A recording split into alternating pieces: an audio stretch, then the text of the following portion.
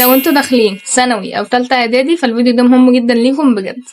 اول حاجه لازم ناخد بالنا منها جدا كويس ان احنا ما نراكمش بجد يا جماعه. المراكمه دي حاجه وحشه جدا جدا. يعني انتوا دلوقتي لو في فيديو نزل في السنين الدراسيه بتاعتكم اللي انتوا داخلينها شوفوها بجد والله، نصيحه مني عن تجربه، شوفوها. عشان انا لو ما عملتش كده ان انا شفت الفيديوهات ندمت، والله ندمت. وكمان ده هيسهل عليكم اصلا السنين الدراسيه اللي انتوا هتدخلوها. يعني انتوا لما تشوفوا الفيديوهات اللي هتنزل دلوقتي ده هيسهل عليكم كتير جدا لما تدخلوا السنه الدراسيه بتاعتكم. تاني حاجة الحل الكتير. الحل الكتير بيثبت المعلومة في دماغكم، بتعرفوا كل الأسئلة اللي ممكن تجيلكم في الامتحان، بتلموا بالأفكار كلها.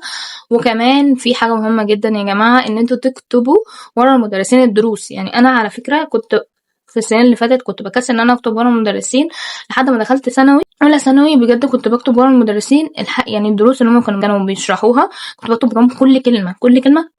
ده بيثبت المعلومة في دماغكم. تالت حاجة وهي السعي يا جماعة. السعي، اسعوا ورا الحاجة اللي هتقربكم من أحلامكم، اللي هتفيدكم، اللي انتوا شايفينها صح فعلا، وان هي الطريق ان هي هتوصلكم لأحلامكم اللي انتوا عاوزينها. بصوا ادوا كل طاقتكم في المذاكرة بجد، ادوا كل طاقتكم في الحاجة اللي انتوا شايفينها صح، ان هي هتوصلكم للي انتوا عاوزينه في المستقبل وهتحقق لكم أحلامكم.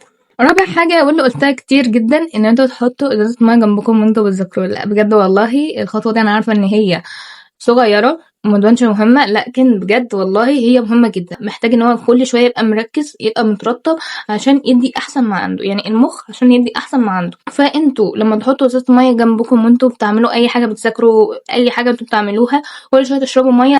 ده بيساعد على تركيز المخ وان جسمكم يبقى مترطب دايما وبيديكم نشاط.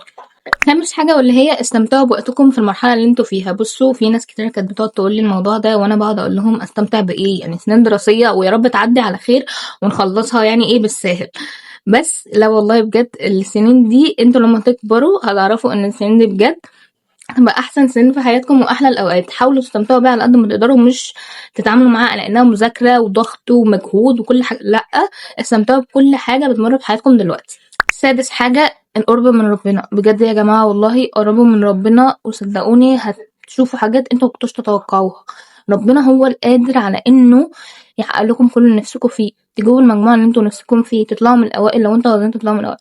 بصوا قربوا من ربنا، صلوا، اقرأوا قرآن، ادعوا له، ادعوا بكل اللي انتوا عاوزينه في قلبكم، وبجد والله ربنا مش هيسيبكم ولا هيضيع تعبكم. سابع حاجة ان انتوا تقعدوا في مكان مرتب ومنظم ونضيف، وتبقى الحاجة قدامكم اللي انتوا هتذاكروا فيها بس، مش تحطوا كل حاجة حواليكم وتقعدوا تقولوا بقى انا هبدأ بأنهي مادة. لا، انتوا هتكنسلوا كل حاجة وتقوموا تشوفوا تعملوا ايه تاني. المخ مش هيستوعب، هيحاول يهرب بأي طريقة. انتوا حطوا الحاجة اللي هتذاكروا فيها قدامكم بس واتكلوا على الله. وبس كده. اتمنى ان الفيديو يكون عجبكم وحبيتوه واستفدتوا منه. وقولولي لو انتوا عاوزين فيديو المدرسين اللي انا هاخد معاهم واللي اخدت معاهم السنين اللي فاتت، وانا ان شاء الله اعمل لكم الفيديو. وبس كده.